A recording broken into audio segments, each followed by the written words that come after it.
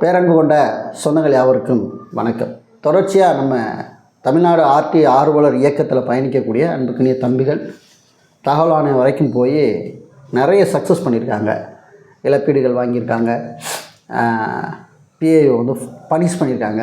இப்படி நிறைய சம்பவங்கள் நடத்தியிருக்காங்க. நம்ம தொடர்ச்சியாக நம்ம ஒவ்வொரு தம்பிகளாக பார்த்துட்டே வரோம். அந்த வகையில் இன்றைக்கி பெரம்பலூர் மாவட்டத்தில் இருக்கக்கூடிய நம்ம ஆர்டி ஆர்வலர் இயக்கத்தை சேர்ந்த அன்புக்குரிய தம்பி திரு மணிக்குமார் அவர் ஆர்டிஐ மூலம் ஒரு சக்ஸஸ் அல்ல, அவர் எழுதின மனு, அந்த மனு அவர் மட்டும் இல்லை, அவர் ஊர் மக்களை திரட்டி ஒரு சில கட்சிகளோடு இணைந்து ஒரு போராட்டங்களை முன்னெடுத்து கொடுத்த பெட்டிஷனை அற்புதமாக ஃபாலோ பண்ணி ஒரு விஷயத்தை சக்ஸஸ் பண்ணியிருக்காங்க. அந்த மறுக்கப்பட்ட சாலையை மீண்டும் போட வச்சுருக்கிறாங்க. ரொம்ப அற்புதமான சம்பவம். ஸோ அந்த சம்பவத்தை தான் இன்றைக்கி இந்த வீடியோவில் பகிர்ந்துக்க போகிறோம்.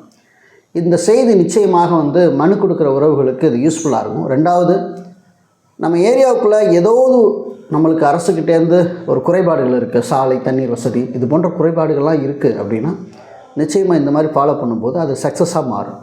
அதற்கான ஒரு வழிமுறையாக கூட நீங்கள் இந்த சம்பவத்தை எடுத்துக்கலாம். ஓகே, இப்போ நம்ம சேனலில் முதல்ல பார்க்குறீங்கன்னா மறக்காமல் சப்ஸ்கிரைப் பண்ணி சப்போர்ட் பண்ணுங்கள். இது போன்ற பதிவுகள் உங்களுக்கு தொடர்ந்து வரணும் அப்படின்னா மறக்காமல் பெல்லைக்கான கிளிக் பண்ணி வச்சுக்கோங்க. அப்போ அந்த நோட்டிஃபிகேஷனில் தகவல் உங்களுக்கு உடனே சார். சரி, வாங்க வீடியோக்குள்ளே போகலாம்.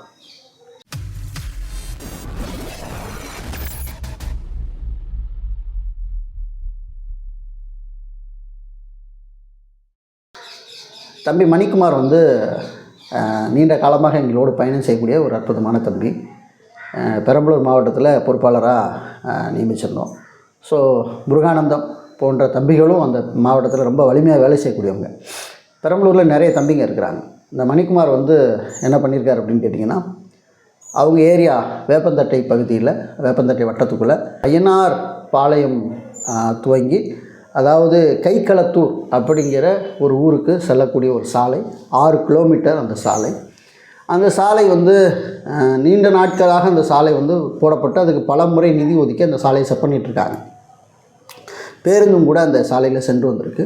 திடீர்னு என்ன பண்ணிட்டாங்க அப்படின்னா, 3 கிலோமீட்டருக்கு மட்டுமே சாலை அமைத்துவிட்டு பாக்கி 3 கிலோமீட்டர் வனத்துறை கட்டுப்பாட்டில் இருக்குது, அதனால் சாலை அமைக்க முடியாது அப்படின்னு சொல்லிட்டாங்க. அப்போ மணிக்குமார் ஒரு பெட்டிஷன் வைக்கிறாரு. இந்த மாதிரி நீண்ட காலமாக அதை பயன்படுத்திகிட்டு இருக்கோம், தயவுசெய்து இந்த சாலை எங்களுக்கு அமைச்சு கொடுங்க அப்படின்னு சொல்லி பெட்டிஷன் வைக்கிறார். வைக்கும்போது இதை கண்டுக்கலை. அப்புறம் வட்டாட்சியர் கவனத்திற்கு அது போகும்போது மணிக்குமார் மற்ற நண்பர்கள்லாம் சேர்ந்து, ஊர் மக்கள்லாம் சேர்ந்து நாங்கள் ஒரு பெரிய போராட்டத்தை முன்னெடுப்போம் அப்படின்னு சொல்கிறாங்க. ஒரு கண்டன ஆர்ப்பாட்டத்திற்கான ஒரு போஸ்டையும் கூட அவங்க அச்சடித்து விட்டுறாங்க. அதை பார்த்துட்டு வட்டாட்சியர் என்ன பண்ணுறாங்கன்னா, அந்த போராட்டத்துக்கு முந்தின நாள் ஈவினிங் யாரெல்லாம் அதில் சம்மந்தப்பட்ட நபர்களோ வர வைக்கிறார். மணிக்குமார் பெட்டிஷன் போட்டு இந்த சம்பவம் தொடர்பாக எல்லாரையும் வர வைக்கிறாங்க. வர வச்சு ஒரு பீஸ் கமிட்டி வைக்கிறாங்க. அந்த பீஸ் கமிட்டியோட புகைப்படத்தை நீங்கள் பார்த்துட்ருக்கீங்க. இந்த பீஸ் கமிட்டியில் உட்காந்து என்ன உண்மையான சம்பவங்கள் சொல்லி கேட்குறாங்க. ஆக்சுவலி என்னென்னா, இதில் சாலை போடுவதற்கு வனத்துறை தடை விதிக்கக்கூடாது, தடையின்மை சான்று வனத்துறைகிட்டேருந்து வேணும், அதுதான் மெயினான கோரிக்கை. இப்போ தடையின்மை சான்று வனத்துறை கொடுத்துட்டாங்க அப்படின்னா சாலை ஈஸியாக அமைச்சிடலாம். ஸோ வனத்துறை கட்டுப்பாட்டில் இருக்கிறனால அவங்க அதுக்கு வழி விடணும். இந்த மாதிரிலாம் நடக்குமா அப்படின்னு கேட்டால் எக்ஸாக்ட்லி நடக்கும். இந்த சம்பவம் அப்படியே இருக்கட்டும். நாங்கள் நிகழ்த்தின ஒரு சம்பவத்தை உங்களுக்கு நான் இதை சேர்த்து பகிர விரும்புகிறேன்.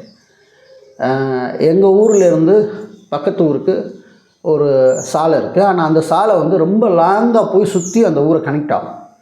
அப்போ அந்த ஊர்லேருந்து எங்கள் ஊருக்கு வரக்கூடிய மக்கள் நிறைய பேர் என்ன கேட்டாங்கன்னா, இந்த கண்மாய் கரை வழியே நாங்கள் போயிட்டு வந்துகிட்ருக்கோம், இதை ஒரு சாலையாக நீங்கள் மாற்றி அமைச்சு கொடுத்தா உண்மையில் அது எங்களுக்கு யூஸ்ஃபுல்லாக இருக்கும் அப்படின்னு சொன்னாங்க. அது மட்டும் இல்லை, எங்கள் ஊர்லேயும் அந்த சாலை, அந்த கம்மாக்கரையை ஒட்டி ஒரு 15-20 குடும்பங்கள் இருக்கிறாங்க. குறிப்பாக ஷெட்யூல் காஸ்ட் பீப்புள் மக்களும் அந்த பகுதியிலேருந்து இருக்கிறாங்க. அப்போ நிச்சயமாக அவங்களுக்காக ஒரு சாலை அவசியமாக தேவைப்படுது அப்படின்னு சொல்லும்போது நாங்கள் ஊராட்சியில் ஒரு தீர்மானம் ஏற்றோம். இந்த மாதிரி இங்கேருந்து இந்த ஊரை கனெக்ட் பண்ணுறதுக்கு, எங்கள் ஊர்லேருந்து இந்த ஊரை கனெக்ட் பண்ணுறதுக்கு இதில் சாலை அமைக்கணும்னு சொல்லி தீர்மானம் ஏற்றோம். இந்த தீர்மானத்தை பேஸ் பண்ணி நம்ம கேட்கும்போது அந்த கம்மாய் பொதுப்பணித்துறை கண்ட்ரோலில் இருக்குது. அப்போ பொதுப்பணித்துறை அப்செக்ஷன் தெரிவிக்கிறாங்க. அப்போ அப்செக்ஷன் தெரிவிக்கும்போது நான் பொதுப்பணித்துறைக்கு ஆர்டிஐ வைக்கிறேன். இதுக்கு ரூல் என்ன அப்படின்னு சொல்லி ஆர்டிஓ வைக்கிறேன். பொதுப்பணித்துறை சம்மந்தமாக கலாய்க்கு போகிறேன். எப்படிமா தொடர்ச்சியாக பொதுப்பணித்துறை சம்மந்தமாக நம்ம ஆய்வு பண்ணும்போது ஒரு கட்டத்தில் பொதுப்பணித்துறை வந்து ஓகே அப்படின்னு சொல்லி அவங்க தடையின்மை சான்றிதழ் கொடுக்குறாங்க. அதை பேஸ் பண்ணி எம்ஜி என்ஆர்ஜிஎஸ் ஒர்க்கில் வந்து அதுக்கு சாலை அமைக்கிறோம். சாலை அமைச்சு அந்த மக்களுக்கு வந்து ஒரு விமர்சனத்தை உண்டாக்கி விட்டோம். தற்போது அதில் கம்மாக்கரையில் பல எதிர்ப்புகள், அதை எப்படி வந்து நீங்கள் கம்மாக்கரை வந்து நீங்கள் எப்படி மாற்ற முடியும் அப்படின்னு சொல்லி பல எதிர்ப்புகள். அதில் இந்த கண்மா தலைவர்கள்லாம் இருப்பாங்கள்ல, அவங்களாம் முடிஞ்சால் போட்டு பாருங்கள் அப்படின்னு சொன்னாங்க. இது எங்களுக்கான தேவை அல்ல. ஒரு நீர்நிலையை வந்து நம்ம வந்து அதை கரை அமைச்சு அது மேலே தான் சாலை அமைக்க போகிறோம். அதனால் அது ஒன்றும் பெரிய பாதிப்பு வரப்போகிறது இல்லை. அது மக்களுக்கான அவசிய தேவையாக இருக்குது. எங்கேயோ போய் சுற்றி வராங்க, திடீர்னு ஏதாவது உயிர் சேதங்கள் அசம்பாவிதங்கள் ஏதோ ஒன்று நடக்கும்போது சாலை என்பது அவசியமான ஒன்று. அப்போ குறுகிய வழியில் அந்த சாலையில் வந்துட்டாங்கன்னா அது யூஸ்ஃபுல்லாக இருக்கும். அந்த போராட்டங்களை எல்லாம் உடைத்து பொதுப்பணித்துறையோடைய சப்போர்ட் வாங்கி அந்த சாலை வந்து அமைச்சோம். இன்றைக்கி அந்த ஏரியாவில் இருக்கக்கூடிய அங்கேருந்து இங்கே வரக்கூடிய மக்கள் உண்மையில் உங்களுக்கு ரொம்ப நன்றிங்க அப்படின்னு சொல்லி அப்பப்போ பேசுவாங்க.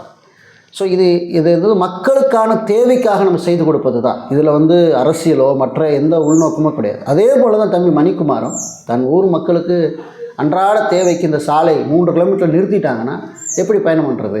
சாலை என்பது ரொம்ப அவசியமான ஒன்று இல்லையா? படிக்கிறவங்க, விவசாயத்துலேருந்து பொருட்கள் கொண்டு வரவங்க, இப்படிலாம் பல பிரச்சனைகள் இருக்குது. ஆகவே வந்து தொடர்ச்சி அந்த பெட்டிஷன் வச்சதுனால ஒரு பீஸ் கமிட்டி அமைச்சு ஒரு தீர்வு கிடைக்கும். மாவட்ட ஆட்சியர் நேரடியாக வந்து அந்த இடத்த ஆய்வு பண்ணுறாங்க. ஸோ அதாவது ஃபாரஸ்ட்லேயும் வந்து அதுக்கான ஒப்புதல் கொடுக்குறாங்க. ஆல்ரெடி பார்த்திங்கன்னா அந்த காட்சிகள்லாம் உங்களுக்கு புகைப்படமாக வந்து திரையிலே வருது.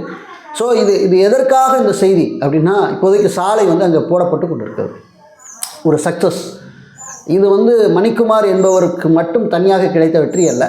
அவர் கூட சேர்ந்து பல போராட்டங்களை முன்னெடுத்து அந்த இசைந்து அவங்களுக்காக அந்த ஊர் மக்களுக்காக குரல் கொடுத்த அத்தனை சொந்தங்களுக்கும் வெற்றி தான். ஸோ அதனால் பாராட்டுக்கள் எல்லாருக்குமே நம்ம சேனல் சார்பாக. இதுபோல் நீங்களும் உங்கள் ஏரியாவில் எதையாவது பெற வேண்டும் அப்படின்னா ஒரு யூனிட்டி ரொம்ப அவசியமான ஒன்று. இப்போ நாங்கள் சாலை அமைக்கிறதுக்கு கிராம சபையில் தீர்மானம் ஏற்றணும். ஊராட்சி மன்ற தலைவருடைய ரொம்ப ஒரு சப்போர்ட்டின் அடிப்படையில். ஸோ தொடர்ந்து அந்த ஏரியாவில் இருக்க மக்களுடைய செல்வாக்கு இதெல்லாம் பயன்படுத்தி தான் நம்ம வந்து அதை செய்ய முடிஞ்சிச்சு. பொதுப்பணித்துறை அதிகாரியோட ஆதரவும் கிடைத்தது. ஸோ ஆகவே வந்து ஊர வளர்ச்சித்துறை சப்போர்ட்டோட அந்த சாலையை வந்து உள்கட்டமைப்பு சாலையை வந்து நம்ம அமைச்சோம். ஸோ அதுபோல் வந்து இந்த சாலையை அமைச்சிருக்கிறாங்க. ரொம்ப சந்தோஷம், மகிழ்ச்சி. உங்கள் ஏரியாவிலையும் இது போன்று நீங்களும் தொடர்ச்சியாக வந்து குரல் கொடுக்கணும். பெட்டிஷன் எழுதுனா அந்த பெட்டிஷனை ஃபாலோ பண்ணணும். பீஸ் கமிட்டி வந்து கண்டிப்பாக வந்து வட்டாட்சியர் அமைச்சார்னா நிச்சயமாக அந்த பீஸ் கமிட்டியில் அட்டன் பண்ணி அவனுடைய கருத்துக்களை முன்வைக்கணும். பீஸ் கமிட்டி என்பது ரொம்ப முக்கியமான ஒன்று. அது இந்த மாதிரி ஊர் பிரச்சனைகள்லாம் வட்டாட்சியர் தலைமையில் இங்கே வட்டாட்சியர் அலுவலகத்தில் நடக்கும். ஸோ அந்த பீஸ் கமிட்டி பற்றி நம்ம ஏற்கனவே நிறைய வீடியோவில் பேசிப்போம். ஓகேவா? அது தனியாக வந்து நம்ம வேணும்னா நீங்கள் கமெண்ட்டில் சொன்னீங்கன்னா பீஸ் கமிட்டினா என்ன அப்படின்னு கேட்டிங்கன்னா நம்ம இன்னொரு வீடியோ கூட நம்ம பதிவு பண்ணலாம். ஆகவே மணிக்குமார் தம்பிக்கு மனமந்த வாழ்த்துக்கள், அவங்களோட சகோதரர்களுக்கும் வாழ்த்துக்கள், இதற்காக போராடின எல்லாருக்கும் வாழ்த்துக்கள். ஆகவே தேவையானதை வந்து நாம் போராடித்தான் இங்கே பெற வேண்டிய சூழல் வந்து இருக்குது. அதனால் பெட்டிஷன் எழுதுனா அந்த பெட்டிஷனை அப்படியே விட்டுட்டு போயிடாமல் அதை ஃபாலோ பண்ணுங்கள். நிச்சயமாக உங்கள் வாழ்க்கையில் வெற்றிகள், சக்ஸஸ் உங்களை தொடரும். நன்றி.